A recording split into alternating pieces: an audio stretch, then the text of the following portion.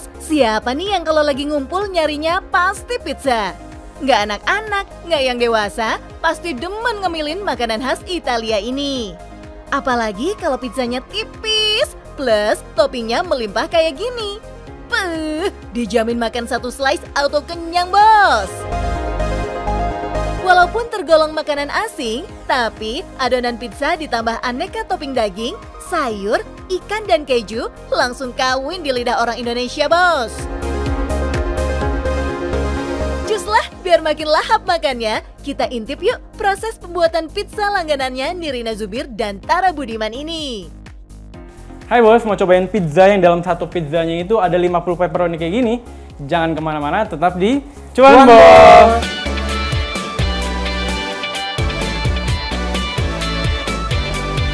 Bos, yang namanya ide emang bisa muncul dari mana aja ya? Contohnya kayak yang dilakuin Patrick dan Quentin saat memulai usaha Pepperino Pizza.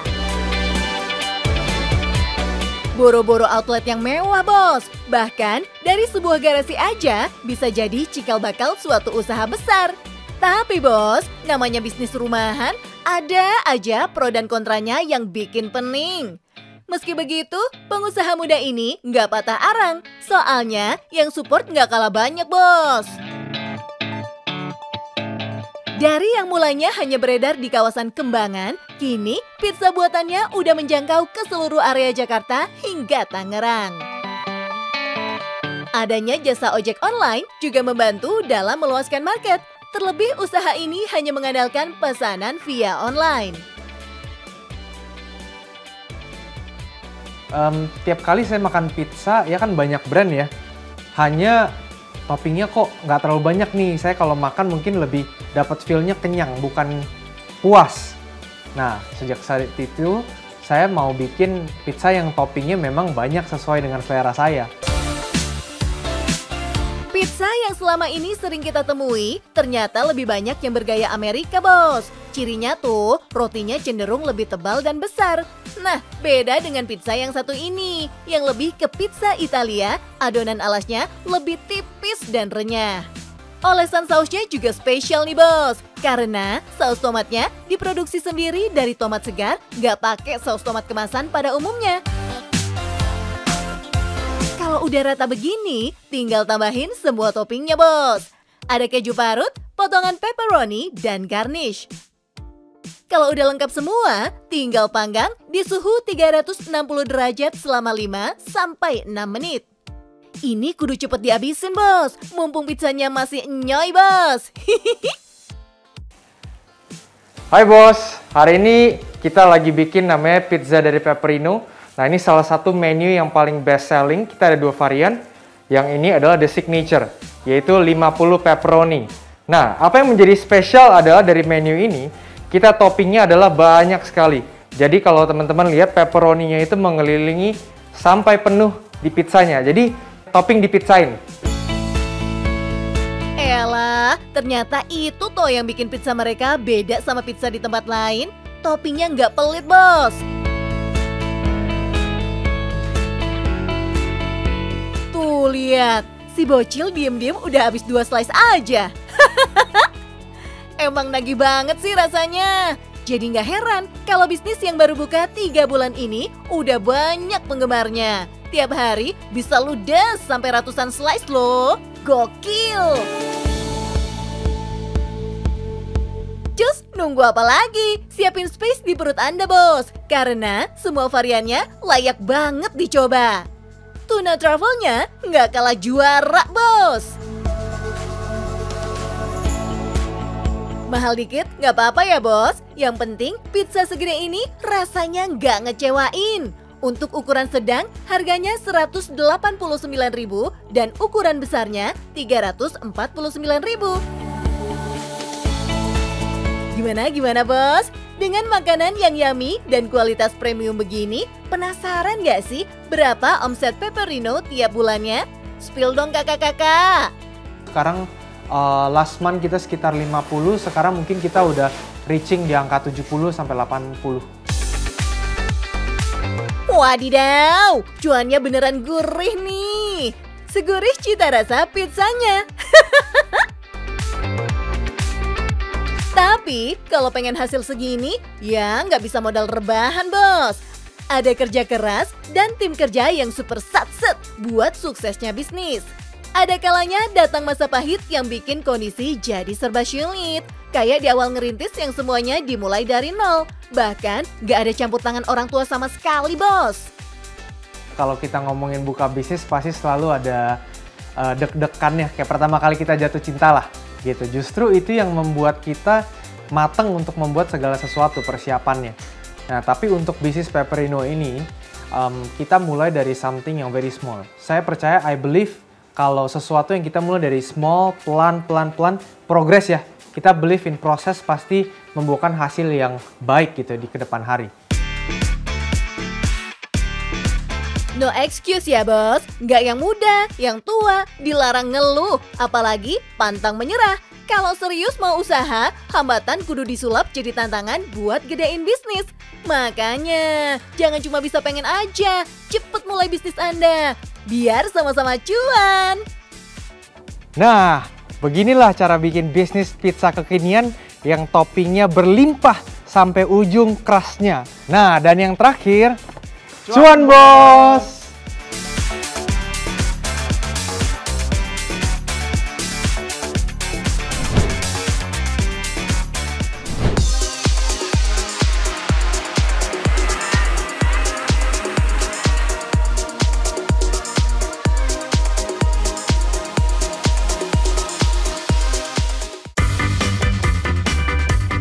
Bos, lagi pengen liburan ke pantai, tapi nggak pengen yang biasa-biasa aja.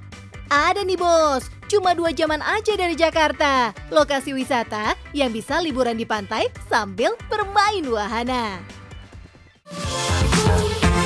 Terletak di daerah Anyer, Banten, destinasi wisata ini baru aja buka Desember lalu bos.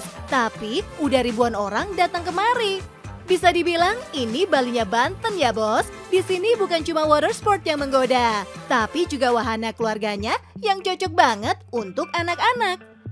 Wah, nambah tempat wisata baru, nambah agenda liburan nih bos. Oke, kita kulik ada apa aja di sana. Halo bos, selamat datang di Anyer. Yang biasanya liburan ke Anyer cari pantai, kita ada destinasi wisata baru yang aman untuk keluarga. Penasaran ada apa di dalamnya? Tetap di Cuan bos.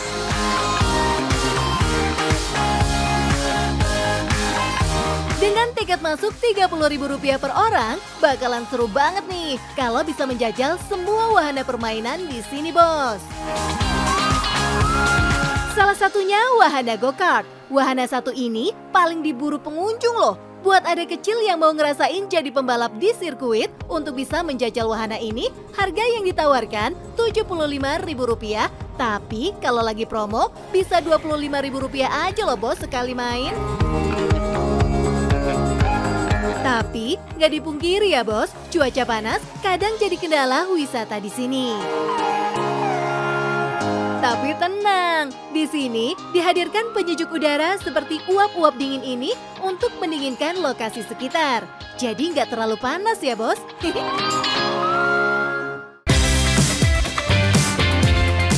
Terinspirasi dari kereta cepat Wush, di sini ada juga wahana kereta wow yang jadi primadona pengunjung bos. Bos, ini kita ada wahana yang memang menjadi ikonik kita di Anyer Wonderland, yaitu kereta wow, yang memang kita adopsi dari kereta cepat Wush ya. Dan kedepannya kita akan mengembangkan wahana kereta ini dengan menciptakan wahana terbaru. Nanti kita akan buatkan wahana kereta yang memang nanti kereta ini akan menjorok ke laut, sehingga pengunjung nanti bisa menikmati wahana kereta ini dan menikmati pemandangan laut Anyer ini dari atas kereta. Lihat aja tuh bos, warnanya aja rada-rada mirip ya. Dengan panjang lintasan 400 meter, pengunjung bisa melihat pemandangan pantai Anyer dan sekelilingnya dari atas kereta ini. Biar serasa terbang di pantai, kudu coba ini ayunan senja bos. Di sini pengunjung bisa merasakan angin sepoi-sepoi pantai sambil diayun, apalagi kalau sambil lihat sunset di ayunnya. Wah, makin mantep banget bos.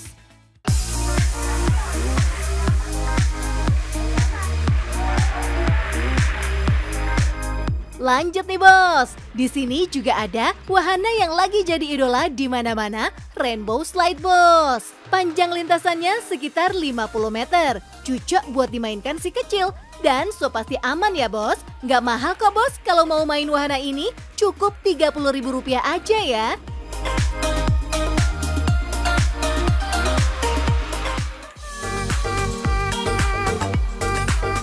Udah puas main semua wahana di sini? Kalau bawa si kecil, bisa banget nih buat ngajarin mereka feeding hewan. Dengan uang 10.000 aja, kita udah bisa ngasih makan langsung domba dan rusa ya bos. Don't worry bos, mereka udah bisa diajak interaksi sama pengunjung kok. Nggak ketinggalan, di sini ada juga beca-becaan yang gratis dipakai pengunjung yang sudah include dengan biaya tiket masuk. Masih mau yang gratisan lagi? Tenang, ada permainan pasir dan gazebo yang bisa dipakai gratis tis-tis ya bos. Tapi kak, kenapa sih tiket masuknya murah banget? Emang nggak takut rugi? Untuk tiket kita hitung lebih sangat murah itu, karena kita menyesuaikan juga dengan kalangan masyarakat juga, supaya kita dapat menggait konsumen kita atau pengunjung kita, baik dari kalangan masyarakat ke bawah ataupun menengah ke atas itu. Wah, ini mah semua kalangan bisa masuk ya, soalnya terjangkau banget tiketnya bos. Wahana yang dihadirkan di sini nggak hanya wahana darat aja ya bos. Di sini juga ada water sport yang bisa dimainkan, salah satunya banana boat ini bos. Cihuy, asik nggak tuh? Pengen explore alam lebih lengkap? Ikut aja trip ke Pulau Sangiang bos. Pulau kecil yang berada di perairan Banten. Di sana kita bisa juga snorkeling menikmati pemandangan bawah lautnya. Nggak salah deh kalau dijuluki Balinya Banten. Kerjasamanya kita hanya menyewa operator aja. Kalau untuk dari kapal, BBM, dan operasional lainnya itu dari Anyar Wonderland. Cuma untuk operatornya beda. Oh iya bos, hampir semua operator-operator ini berasal dari warga sekitar loh bos. Dengan kehadiran wisata ini, banyak memberi manfaat juga buat warga sekitarnya. Sehingga perekonomiannya pun menjadi lebih baik. Jangan lupa bos, di sini juga ada restoran Sunda Prasmanan yang harganya juga murce banget. Start dari Rp5.000 aja bos, meski murce rasanya endul pisan. Emang sih, wisata satu ini cukup lihai ya melihat peluang karena mereka pertama nih yang buka wisata modelan begini di Anyer. Memang Anyer ini salah satu tujuan wisatawan Indonesia gitu kan untuk berwisata, berliburan, dan kita menjadikan tempat ini sebagai tempat strategis. Kebetulan ini Anyer ini paling depan. Jadi kita buat di wilayah ini karena memang pintu masuknya Anyer kita ciptakan di destinasi wisata. Pantes aja, meski buka Desember lalu, pengunjung yang datang udah ribuan bos. Let's say dalam sebulan aja datang 3.000 orang, kalau dikali Rp30.000 aja bisa masuk Rp90 juta sebulan. Itu baru dari tiket masuk ya bos, belum dari tiket wahananya. Wih, ratusan juta auto masuk kantong. Bisnis wisata ini emang menjanjikan deh. Apalagi pemilik wisata ini sebelumnya udah pernah punya wisata, namun gak berjalan lancar. Belajar dari pengalaman sebelumnya, makanya bos, Doi hadir dengan berbagai permainan yang super komplit. Kalau soal keamanan di tempat ini dijamin oke ya bos. Semua selalu dicek berkala agar selalu aman untuk pengunjung. Jadi tentram deh liburan keluarga dekat pantai. Bos, kita harus bisa melihat peluang seperti kita hadir di sini. Yang penting cuan bos.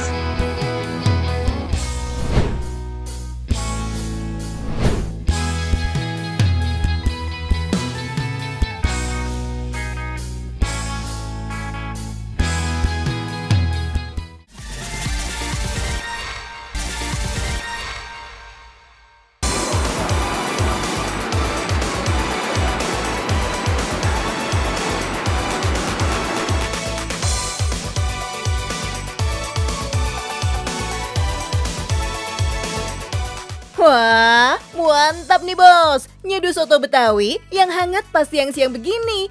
Apalagi ditemani si emping gurih ini. Emping ini emang jadi pendamping wajib untuk olahan persoto-sotoan ya bos. Nggak cuma jadi pendamping makanan berat, emping juga cocok jadi camilan bos. Kalau main ke Pandeglang, Banten, lumayan banyak nih produsen pembuat emping. Tapi yang paling besar ini nih bos, punya Pak Jamari bos. Doi ini dulunya cuma ngangon sapi, bahkan pernah jadi kuli loh bos. Tapi sekarang Doi punya pabrik gede, sampai bisa sekolahin anaknya ke luar negeri. Wah, ini definisi proses nggak mengkhianati hasil ya bos. Nggak cuma cari cuan buat pribadi, tapi Doi sukses memberdayakan warga sekitar sampai 5 kecamatan bos. Wow, Raja Emping Pandeglang nampaknya nih bos. Halo bos, saya dulunya ngangkon kerbau, sekarang Raja Emping dari Pandeglang. Penasaran? Tonton terus di Cuan Bos.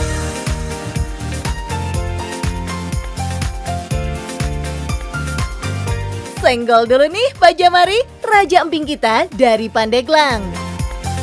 Di usianya yang sudah lanjut, Pak Jamari berhasil menjalankan kerajaan bisnisnya hingga sanggup menghidupi anak cucunya. Kebukti, anaknya sampai bisa kuliah di luar negeri. Kita rencananya dari nol sampai berhasil. Cita-cita beli mobil, alhamdulillah. Dengan anak sekolah gitu, alhamdulillah sampai sekarang. Dulu kita kan nggak ada ngebayarin sekolah, sekarang punya anak, alhamdulillah. Jangan seperti bapak gitu, bisa ke luar negeri. Udah ada pengalaman, udah kayak bapak bodoh gitu. Namanya orang tua, pasti pengen kasih yang terbaik buat anaknya ya bos. Termasuk Pak Jamari nih, dia pengen anaknya bisa sekolah setinggi mungkin, biar nggak kayak Pak Jamari yang cuma lulusan SMP. Sejak kecil Pak Jamari emang udah terbiasa hidup sebagai pengrajin emping. Di waktu senggangnya, Pak Jamari suka ngangon sapi juga bos. Bahkan pernah juga merantau jadi kuli. Tapi nggak mau hidupnya gitu-gitu aja, Pak Jamari memberanikan diri berjualan emping. Kita gagal lagi, bikin belajar namanya gagal lagi. Bilang orang tua jangan, udah gagal lagi tanam utang gitu. Akhir-akhir kita terus sampai dia akhirnya bisa. Udah belajar di 1 kilo, 2 kilo, bisa 1 karung, 2 karung nambah. Nambah, kita bawa ke Jakarta, ada yang minta, konsumen, alhamdulillah. Tambah dong, kita bikin tempat, alhamdulillah. Kalau nggak berani mulai, nggak mungkin punya orderan dan sebesar ini ya Pak. Kebayang dulu sempet ngutang bos pas awal baru mulai. Ya kita yang punya duit gitu, dia karena kita jujur, ulet dikasih. Udah rame mah dia pada tahu. Ini mau begitu. Ya tadi mah pahit, mau ngasih ketakutan orang. Kalau sekarang pada cari Pak Jamari buat nawarin pinjaman bos. Malah banyak juga yang mau pinjam duit. Bisnis Pak Jamari ini bukan kaleng-kaleng bos. Nggak hanya produksi emping mentahan aja bos. Tapi juga Pak Jamari bikin keripik camilan siap dimakan.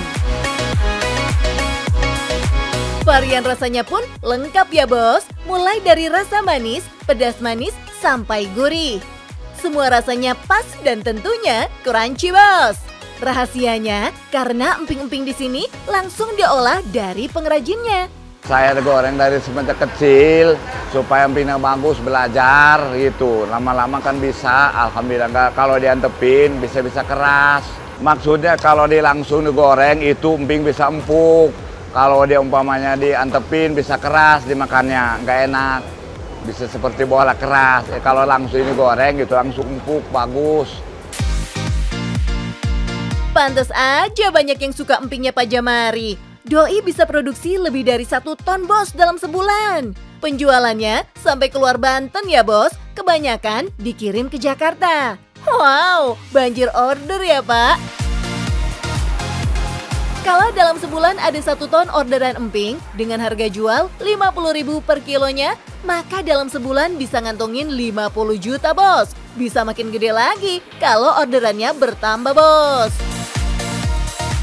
Kebayang nggak Pak Jamari sampai melibatkan para pengrajin emping dari 5 kecamatan untuk memenuhi orderan pelanggannya. Salah satunya Sunayah yang udah bertahun-tahun jadi pengrajin emping rumahan, Bos. 8 kilo buat jajan, buat biaya anak sekolah. Cakep nggak tuh? Ibu-ibu bisa dapat penghasilan tambahan, Bos. Bahan baku emping-emping ini dapat dari kebun buah melinjo warga sekitar atau kiriman dari Lampung, Bos.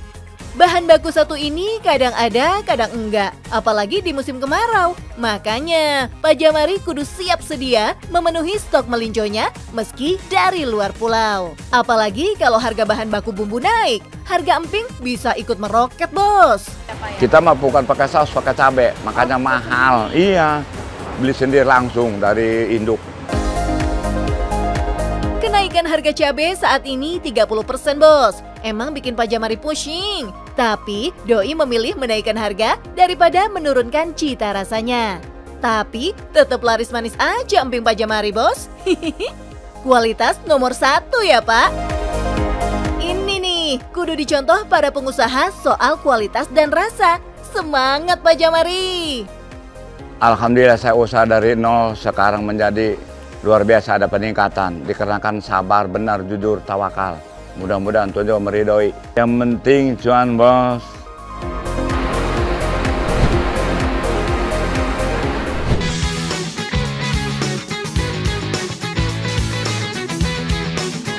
Bos, siapa yo yang suka banget minum es teh? Begitu ketemu minuman dingin yang seger, rasanya otak tuh jadi langsung adem-adem gimana gitu. Nggak yang muda, nggak yang tua, udah pasti doyan banget minuman es teh. Apalagi sama brand yang satu ini, ngetopnya nggak ketulungan deh. Teh Kocok namanya. Cus, sekalian kita pelajari bisnisnya. Biar kita bisa icip juga nih manisnya cuan brand legend ini. Konon, kemitraannya udah ada puluhan di mana-mana, Bos. Omsetnya aja hampir 1,5 M per bulan, Bos. Wow! Halo Bos, ingin tahu cara saya mengembangkan bisnis minuman teh ini yang sudah 14 tahun? Stay tune terus di Cuan Bos.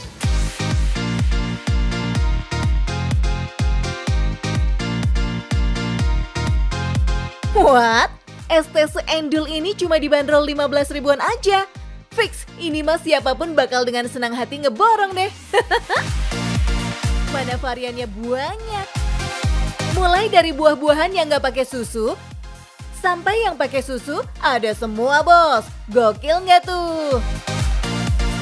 Alhasil, bisnis pria berusia 37 tahun ini pun jadi inceran warga plus 62. Kerennya nih, Doi bisa ngembangin bisnis sampai segede ini dari tahun 2010, Bos. Di saat banyak banget bisnis minuman kekinian yang gulung tikar, tapi Pak Riki tetap berdiri tegak menghadapi tren zaman. Jadi di Malaysia itu kalau tahu minuman di warung-warung atau restoran itu variatifnya tuh sangat banyak. Nggak seperti di Indonesia. Pada 2010 Indonesia tuh paling punya teh susu, teh manis, wedang, udah gitu aja. Sedangkan kalau di sana itu udah variasi udah lebih banyak. Nah dari sana mungkin karena saya udah sering minum ya, jadi saya bisa mencoba meracik dan punya ide lebih banyak gitu loh untuk minuman saya sendiri. Tuh Bos, makanya kalau bikin bisnis jangan cuma modal ikut tren aja. Kudu riset pasar yang detail banget ya. Bahkan sampai ke luar negeri. Kalau enggak, ya siap-siap bye deh. Pak Riki tuh serius banget memetakan peluang pasar lokal. Terus, strategi jualan sampai target marketnya juga dipikirin bener-bener nih, Bos. Apalagi inovasinya nggak boleh berhenti, harus selalu ada kebaruan. Minimal 4 bulan sekali varian menu baru pasti dikeluarin sama Pak Riki nih, Bos. Paduan semua langkah ini nih yang jadi senjata ampuh memenangkan persaingan bisnis minuman. Tapi Pak, emang dulunya mimpi apa sih? Kok bisa punya bisnis minuman yang sukses kayak begini? Saya itu pertama kali kerja umur 19 tahun. Ya karena saya memang, ya keluarga waktu itu ada masalah keuangan, finansial. Jadi mengharuskan saya untuk tidak melanjutkan kuliah dan saya harus bekerja. Pertama kali saya bekerja, bos saya itu umurnya 25 tahun. Nah, waktu itu saya melihat dia, saya mempunyai cita-cita kalau sebelum umur 25, saya pengen jadi pemilik usaha. Mau apapun itulah, mau itu warung, mau itu toko kelontong, mau apapun itu saya nggak peduli. Pokoknya saya mau punya usaha sendiri. Di umur 24 tahun, makanya saya dirikan Teh Kocok ini yang namanya waktu itu pun warung. Wih, the real omongan adalah doa ya Pak. Nggak pakai ngeluh, nggak pakai gengsi, yang penting niat tulus dalam hati. Secara kan Do ini perintis, bukan pewaris, langsung gercep merintis bisnisnya. Para investor pun mulai melirik dan jatuh cinta. Akhirnya jumlah kemitraan Teh Kocok pun meroket sampai 85 jumlahnya. Wow, jadi penasaran sumpah. Kira-kira berapa ya cuan yang ngucur dari manisnya minuman teh kekinian ini? Kita itu kalau untuk yang di mall ya, biasanya kalau di hari weekend kita bisa menjual 500 sampai 800 cup daily. Nah itu kisaran 15 sampai 21 harga jual kita. Bos, kita hitung yuk. Ambil aja di angka tertinggi 800 cup terjual seharga 18 ribuan. Artinya sebulan masuk dong 432 juta rupiah. Gila. Bisnis minuman receh tapi cuannya no play-play ya. Sidip. Oh iya, semua produk Lazis ini nggak cuma bisa didapat di outlet mall aja ya bos. Saya juga kita boyong booth-nya kalau kita lagi bikin event acara bos. Wih, dijamin jadi makin seru nih hajatan kita. Pemanisnya udah jelas pakai gula asli dong, nggak pakai gula abal-abal. Susunya juga pakai yang rendah lemak loh. So, dijamin nggak bikin gendut deh. Awalnya juga kita hanya punya sekitar 6 varian menu. Sekarang kan sudah 20. Nah kebetulan ke 20 varian ini pun semuanya saya yang racik gitu loh. Jadi kita nggak pakai orang luar untuk R&D. Asik nih, apalagi sekarang nih, Teh Kocok masih jadi brand minuman kekinian yang harganya paling terjangkau di Indonesia bos. Bayangin aja, untuk ukuran cup kecil cuman 15.000 dan cup besar 18.000. Mantap kali! Buat para penjelajah rasa, kudu jajal juga nih varian Cincau series-nya. Ada Milo Cincau, Leci Cincau, dan Red Berry Cincau. Saking banyaknya permintaan, di satu outlet aja butuh sampai berkilo-kilo cincau yang diproduksi fresh setiap harinya. Nah, ini kita benar-benar ngocok sendiri bos, masih manual. Ini kenapa? Biar kita dapat cita rasa yang terbaik bos, buat para bos nih ya. Jadi ini benar-benar kita masih manual banget. Kenapa? Karena memang konsepnya seperti itu bos. Ini konsepnya yang mahal bos. Menunya udah cakep, rasa juga jangan ditanya. Satu lagi dong yang jadi kuncian biar cuan lancar jaya. Apaan tuh? Promo dan marketingnya bos. Demi promo dan pemasaran yang agresif, Pak Riki bikin divisi khusus yang memproduksi konten-konten kece buat warga dunia maya. Para YouTuber, sampai influencer, sampai artis papan atas digandeng semua. Hasilnya dijamin jos banget dah. Semua orang pasti bakal mampir ke booth-nya atau pesan via online. Makanya, kalau mau bisnis, jangan dibayangin doang bos. Remember, kuncian bisnis yang paling utama yaitu jeli lihat peluang. Dan jangan takut melibas tantangan dan persaingan usaha. Semangat bos! Oke bos, bagi kalian yang pengen cari cuan lebih dan miliki booth sekeren ini, jangan pikir kelamaan, segera join kemitraan kita. Yang penting tetap cuan bos. Teh Kocok, gerakan minum teh baru.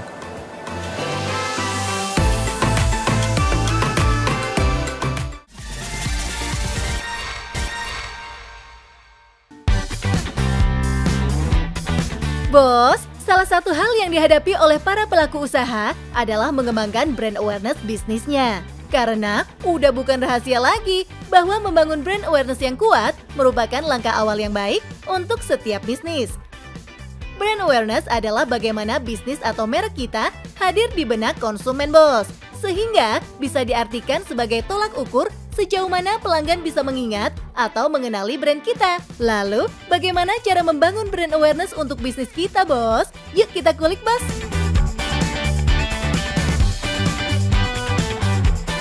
Mulailah dengan dengan memanfaatkan sosial media secara kreatif ya bos, dengan membuat postingan atau konten yang unik, interaktif, dan bisa mencuri perhatian netizen.